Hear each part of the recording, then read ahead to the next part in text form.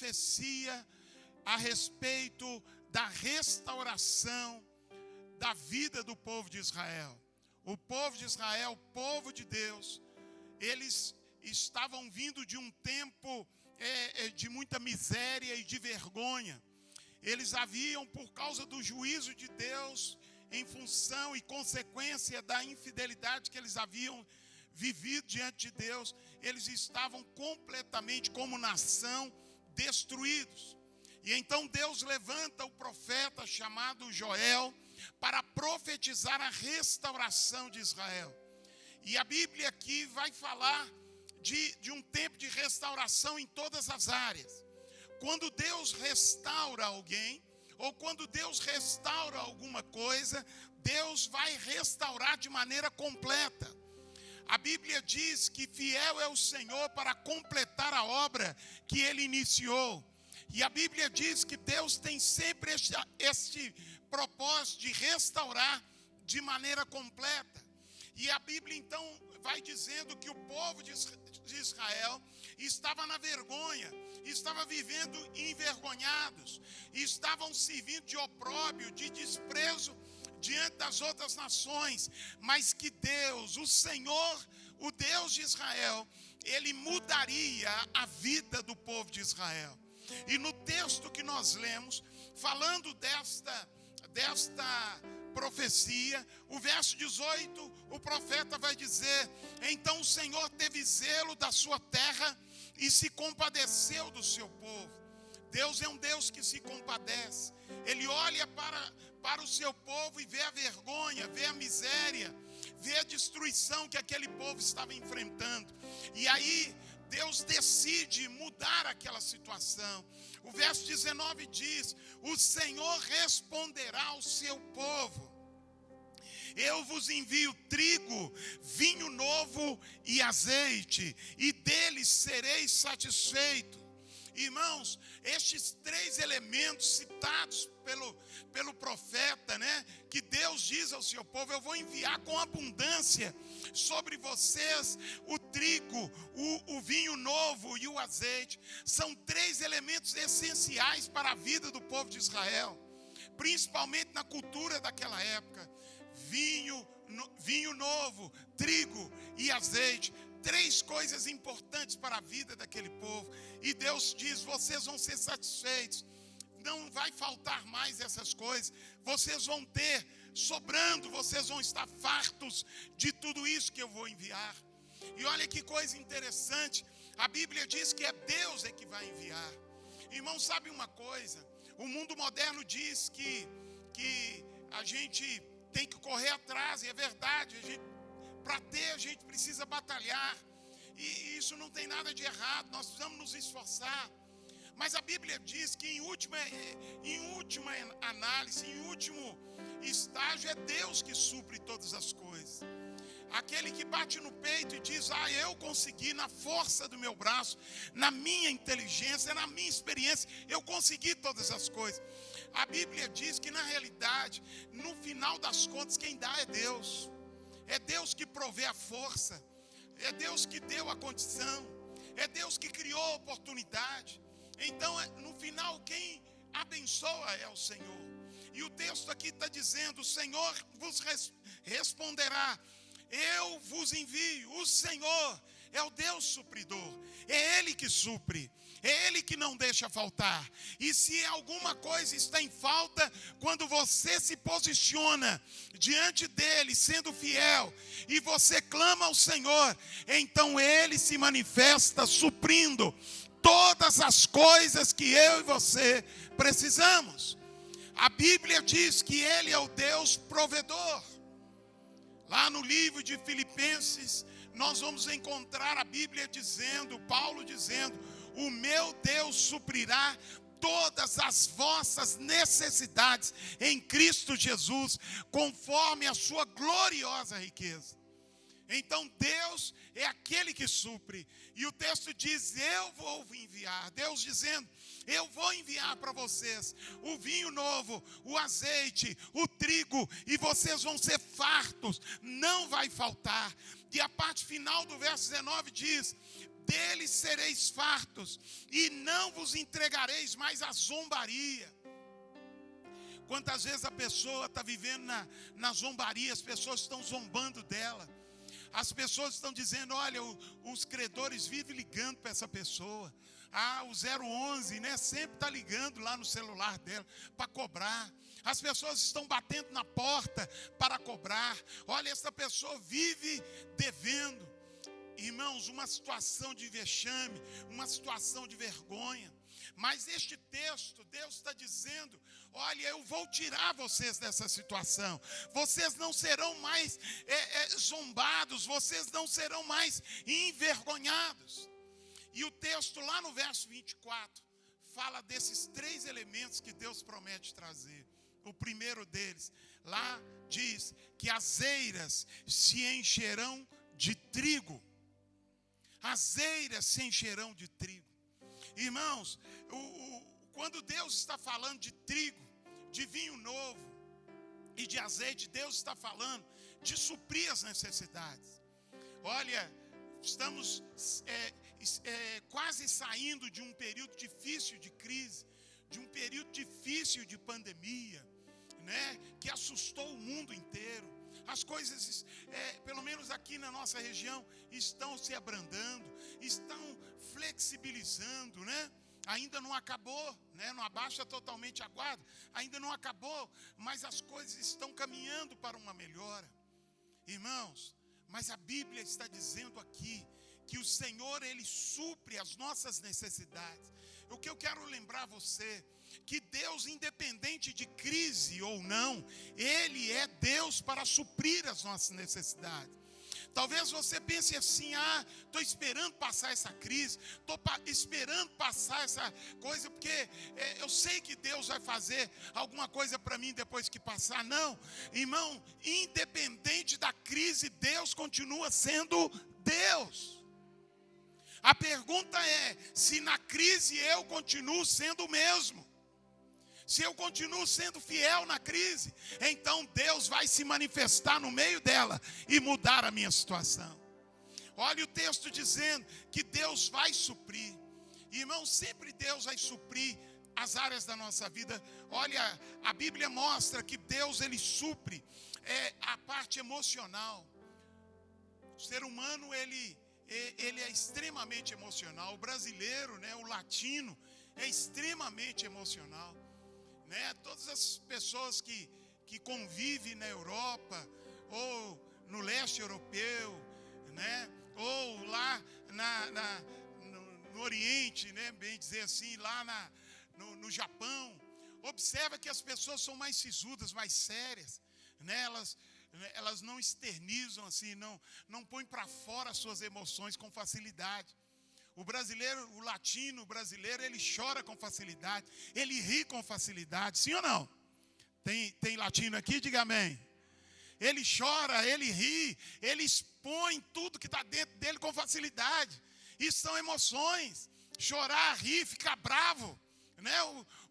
O latino é chamado caliente, né? Ou aquele sujeito quente, aquela pessoa que se é para xingar, já xingou, né? Se é para brigar, já brigou. E às vezes as pessoas olham aquela pessoa, aquele finlandês, aquele norueguês, ele é mais recatado, né? Mais quieto. O britânico, calado, né? Pode estar lá por dentro chorando, mas não mostra por fora as emoções. Nós somos emocionais. A Bíblia diz que Deus também promete tratar esta área. Ele também promete suprir as nossas carências emocionais. O ser humano tem essa faceta, tem essa área da vida. E nós precisamos. E como precisamos, irmãos? Olha, Deus é o Deus que está pronto a te fortalecer na hora da angústia. Isso é tratar as emoções. Deus é um Deus que promete trazer paz, trazer alegria. Isso é tratar emoções. Então Deus promete suprir as nossas emoções, suprir as nossas carências em todas as áreas. Emocional é uma delas. Emocional é uma delas. Nós vemos lá em 2 Coríntios capítulo 7, versículos 5 e 6, nós vemos o apóstolo Paulo fragilizado. enfrentando problemas na Macedônia, no meio de uma grande campanha missionária. Ele está no meio de uma viagem missionária e ele está fragilizado emocionalmente. Olha, todos nós enfrentamos momentos difíceis. Você pode ser um homem e uma mulher de oração, mas vai ter dias que emocionalmente você estará abatido. Lembra do profeta, lembra do salmista dizendo do dia da angústia, de quantas vezes ele estava no dia da angústia. O que é dia da angústia? É o dia em que você está abatido emocionalmente, é o dia em que você não está triste, que você não está alegre, você não consegue enxergar motivos para ficar alegre, e todos nós enfrentamos momentos assim. Mas sabe o que este texto mostra? Que Deus promete tratar a vida emocional, trazendo equilíbrio. Hoje, a indústria farmacêutica, ela produz remédios para tratar as emoções. O ansiolítico, para tirar a ânsia, a ansiedade, para trazer aos níveis normais. Olha, o calmante para deixar você menos agitado. Mas Deus continuará sendo o melhor para tratar as suas emoções. Talvez você me ouve agora, aí na sua casa, aqui, presencialmente, e está angustiado. O Senhor continua sendo o melhor para cuidar das suas emoções, para restaurar a sua alegria, para restaurar a sua paz, para fortalecer o seu ânimo, para ativar o seu ânimo, em nome de Jesus Cristo. A Bíblia diz em 1 Reis, capítulo 19, do 1 ao 4, de um profeta que orava e o fogo caía do céu. O profeta Elias, ele orava e dizia: não vai chover. E 3 anos e meio sem chuva, e só choveu quando ele dobrou os joelhos e orou novamente, e Deus mandou a chuva. Irmãos, homem extraordinário, ele orou, ele enfrentou ali os profetas de Baal, mas a Bíblia diz lá em 1 Reis 19, que ele está triste e amargurado. Os grandes, os heróis também choram. Nós podemos ser vitoriosos em alguns momentos, em outros nós vamos chorar. Mas sabe o que é bom? É saber que o nosso Deus vai lá na caverna onde a gente estiver. Deus entra lá no buraco onde a gente, de tão angustiado, se escondeu. Deus entra lá. Talvez eu esteja pregando para alguém que está no seu quarto escuro. Talvez alguém que está tão angustiado, tão triste, que não quer ver ninguém. Mas eu quero lembrar a você que se você permitir, o Senhor vai entrar no quarto escuro, vai restaurar a sua vida, trazer alegria no seu coração. A Bíblia diz que Deus vai falar com o profeta Elias dentro da caverna.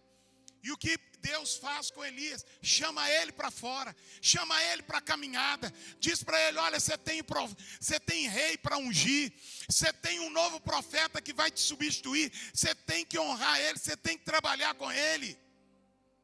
Irmãos, muitas vezes a gente está tão angustiado que a gente acha assim: acabou, a minha trajetória já acabou, a gente já está esperando a carta, de aposentadoria. Deus, eu vou lavar minhas redes, vou parar. Mas a Bíblia diz que o nosso Deus é aquele que supre a nossa necessidade emocional. Ele vem e restaura. Ele vem e diz: olha, não pare. Lá no Novo Testamento, Pedro está angustiado, triste, porque traiu ao Senhor, negou ao Senhor. Mas Jesus não se esqueceu de Pedro. Pedro, você me ama? Oh, Senhor, eu te amo. Pedro, você me ama, Pedro? Senhor, eu te amo. Oh, Pedro, você me ama? Senhor, tu sabes que eu te amo. Então, apacenta as minhas ovelhas. O que é isso? É Jesus tratando o emocional do poderoso Pedro, que estava para baixo. Nós vamos ter momentos assim. Mas nós precisamos nos lembrar que nós temos um Deus que cuida de nós. E quando Deus diz que vai trazer o vinho, o novo, o trigo e o azeite, é Deus tratando. Outra área fundamental e importante é a área espiritual. Deus promete não só no emocional, mas também na vida espiritual, tratar as nossas vidas. Tratar a cada um de nós, obrigado. Deus promete.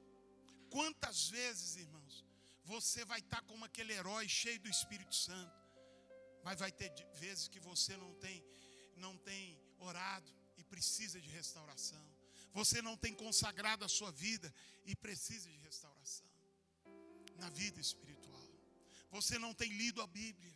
Você não tem congregado vindo ao culto. Porque vir ao culto público é tão importante quanto orar e jejuar. Que a gente coloca em valores menores, né? Não vir na igreja é descartável, não. É tão importante no exercício da vida cristã vir na igreja quanto orar e jejuar. Estão no mesmo patamar.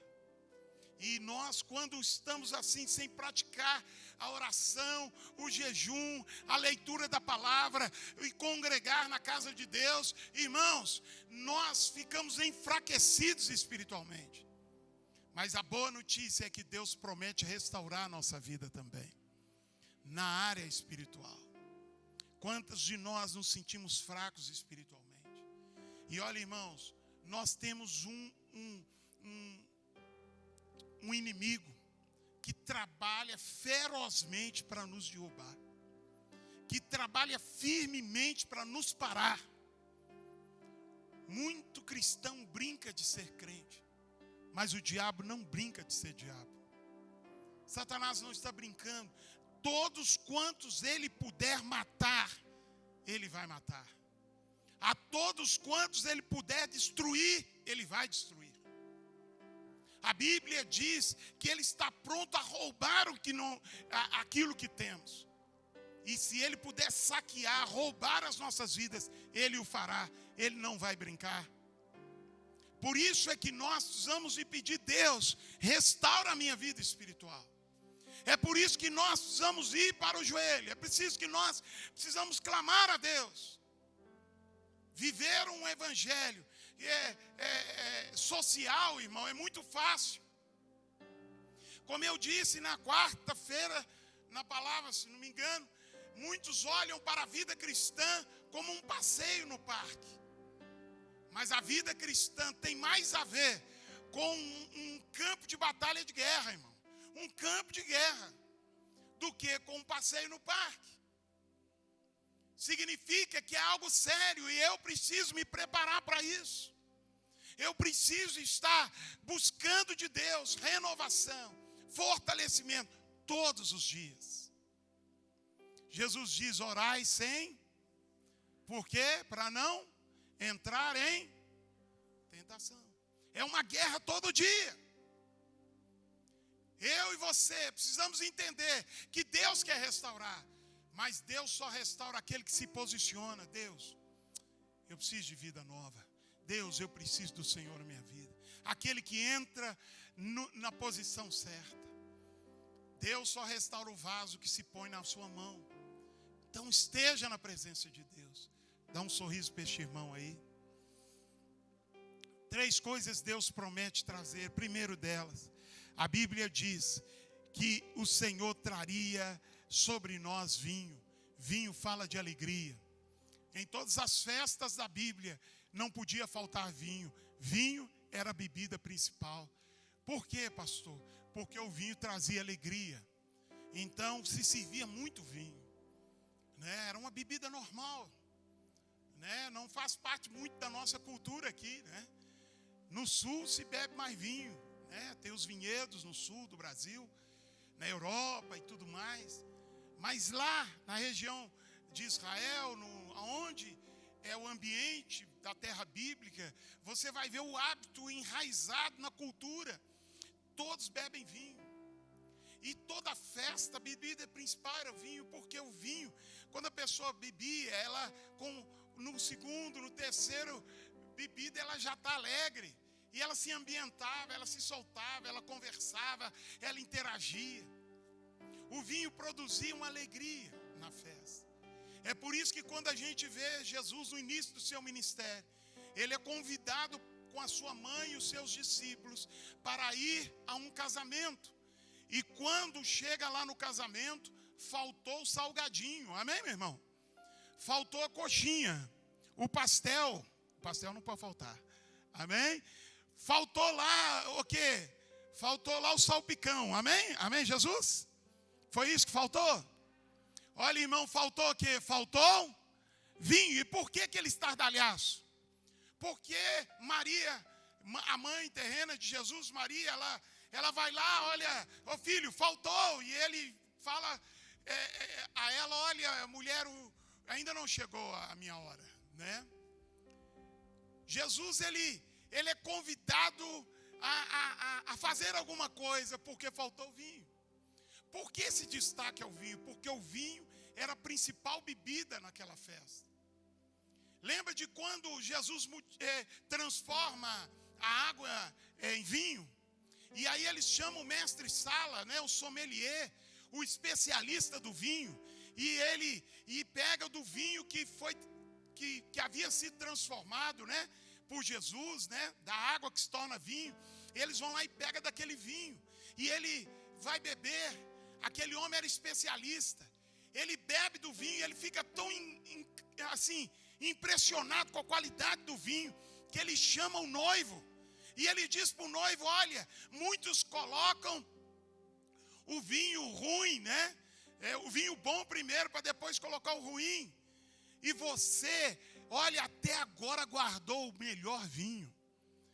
Ele percebe que, olha, esse vinho você guardou até para essa hora da festa. Irmão, sabe, Deus, Ele quer produzir alegria na nossa vida. Mas não é a alegria que o vinho produz. O vinho produz alegria passageira. A alegria produzida por um recurso humano. Mas a alegria que Deus quer restaurar na nossa vida é a alegria do Espírito Santo em nossas vidas. Sabe, a alegria que não tem explicação muitas vezes. Você pode até estar no meio de um problema, mas há uma alegria, há um contentamento, há uma satisfação no seu espírito e na sua alma, e você se alegra em Deus. Isso é que Deus quer produzir na nossa vida. É isso que Deus quer fazer. A questão, meu irmão, de que o Senhor quer trazer a questão do vinho, da alegria na nossa vida. O trigo fala do sustento. A Bíblia diz: os azeiras se encherão de trigo. Olha, irmãos, isso fala do pão, isso fala do alimento físico. A Bíblia está dizendo que Deus vai suprir, não vai faltar o pão na sua mesa. Não vai faltar o pão na sua mesa. Davi disse, olha, fui moço, agora eu sou velho, jamais eu vi um justo desamparado e a sua descendência mendigar o pão. Davi está dizendo, olha, o meu Deus, Ele é aquele que supre e não vai deixar faltar o trigo, não vai faltar a comida sobre a sua mesa. Ele vai suprir. Irmãos, quando eu trabalhava na empresa, eu trabalhei até quando deu para conciliar, e chegou um momento em que Deus falou, agora acabou, você vai sair de lá. E eu saí daquela empresa. Já os irmãos conhecem a história, não vou contar os detalhes.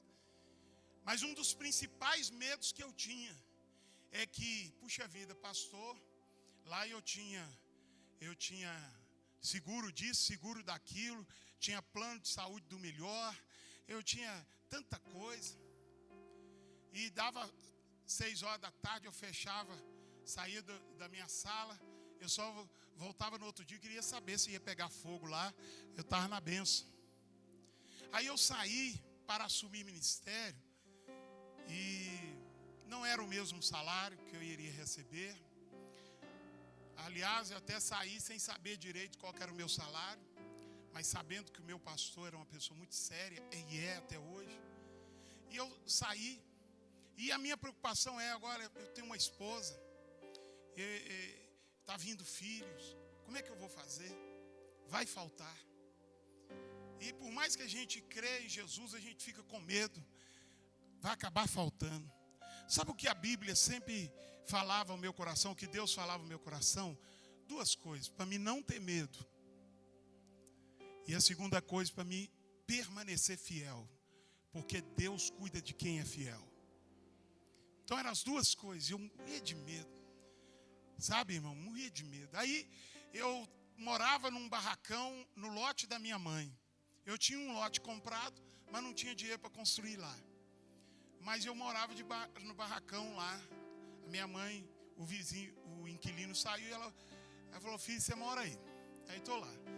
Como sogra e nora, às vezes, elas ficam bicudas uma com a outra, né, irmãs?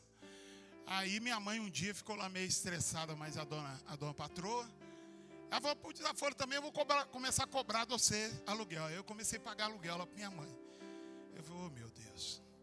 Aí ficou aquela coisa. Aí, de repente, um dia eu cheguei lá, as duas tinham se desentendido. Resultado. Minha mãe falou assim, ó, é melhor você procurar um lugar para você morar. Aí eu sabe de uma coisa? Liguei para outro. Tem um barracão aqui, vago aqui, então é esse mesmo que eu vou. Aí já liguei para o outro, fulano, seu caminhão está em casa, está aqui, traz aí que eu vou mudar agora. Aí mudei naquela noite, meio acabou com aquilo. Aí fui para o aluguel. E quem já morou, quem mora de aluguel, sabe o que é aluguel. Ele come com você no prato. Aí eu estou lá. E o diabo sempre falando comigo, se você estivesse na firma, você não estava nisso aí. Porque lá você tinha isso, né, Giovana? Tinha isso, tinha aquilo outro. E eu lá, agora você inventou esse negócio de você passou, o diabo vai falando tanto de coisa, usa até pessoas para te chamar de mané. Você é um mané, rapaz. E eu só ouvia de Deus duas coisas. Não tenha medo e seja fiel. E eu me lembro que chegou um dia lá que nós não tínhamos dinheiro. E aí foi dando o horário do almoço. Eu não queria ver minha esposa passando aquele aperto. Sabe o que eu fiz, irmão? Eu saí sem rumo para a rua fora e fui andando, e eu chorava, e eu orava, e o diabo, aquela guerra espiritual, e aí tá vendo, e aquela coisa. E resultado, eu dei uma volta longa andando, aí voltei. Quando eu cheguei em casa, cheguei lá naquele barracão, aí eu tô vindo num corredor assim, o barracão era no fundo do lote da dona. Aí que eu cheguei assim, eu olhei assim, aí a sala tava aquele monte de produto, aquela compra, sabe aquela compra poderosa? Alguém sentiu no coração e mandou uma super compra do mês para mim. E a minha esposa sentada lá me esperando chegar. Irmãos, Deus ele nunca fica devendo nada a ninguém. Vou repetir. Deus nunca fica devendo nada para ninguém. Muitas vezes, irmão, a gente fica preocupado quando o pastor levanta uma oferta. A gente fica preocupado, olha, vai faltar. Eu sou a prova viva de que não vai faltar. Porque Deus supre a necessidade. Deus supre necessidades. Vou terminar essa palavra dizendo uma coisa, irmão. Nunca fuja do altar. Porque se você ler este texto com mais cuidado, você vai perceber que a restauração, ela passava pela restauração financeira do povo. Porque Deus diz assim, o meu povo não vai ser mais envergonhado.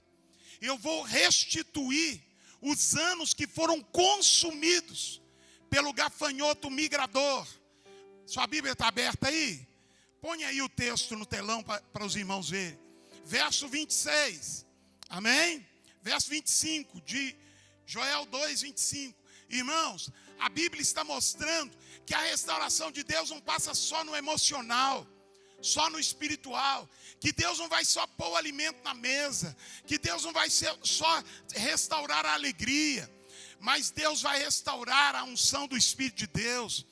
E aí Deus chega numa área que é sensível a todas as pessoas. A área financeira. Olha aí o que a Bíblia diz aí. A Bíblia diz assim, verso 25, diz assim: e comereis abundantemente. Verso 25, estamos lá? Aliás, eu que estou no 26. E eu vos recompensarei os anos de colheita, que foram consumidos, diga comigo, pelo gafanhoto, migrador, destruidor e cortador. A Bíblia, olha aqui para mim, a Bíblia está falando de 3 tipos de gafanhotos. E o que esses 3 espécies de gafanhoto que a Bíblia está falando faz? Eles têm um mesmo propósito, destruir o que eles tiverem pela frente. Recentemente, Brasil, Paraguai, Uruguai e Argentina, todos preocupados com uma nuvem de gafanhotos. Brasil foi para a fronteira, mandou os recursos para a fronteira, para preparar, para destruir, atacar aquela nuvem, se ela entrasse no território brasileiro. Porque o gafanhoto, ele é capaz de destruir muitos hectares em poucas horas. O gafanhoto, ele come e ele defeca ao mesmo tempo. Ele destrói, ele pode fazer um fazendeiro milionário em virar um cara falido em poucas horas. A Bíblia está falando aqui da nuvem de gafanhotos. E a Bíblia diz que Deus havia enviado a nuvem de gafanhotos contra o seu próprio povo, como juízo sobre a infidelidade do povo de Israel. E aí ele diz, os anos consumidos pelo gafanhoto. Sabe o que Deus está mostrando? De vida financeira destruída ao longo do tempo. Quanta gente com a vida financeira aniquilada. Ou muitas vezes, aquilo que você poderia ter colhido ao longo do tempo, não colhe. Porque os gafanhotos vêm para comer. O que são os gafanhotos? São ação de demônios que vêm para minar as nossas finanças. Irmãos, tem nações inteiras que vivem na miséria, porque há um fundo espiritual. Há demônios que trabalham para manter aquela nação na miséria. O continente africano é um dos mais poderosos que tem, de tanta prata, de tanto ouro, de tanto diamante e petróleo. Mas é o continente mais pobre do mundo.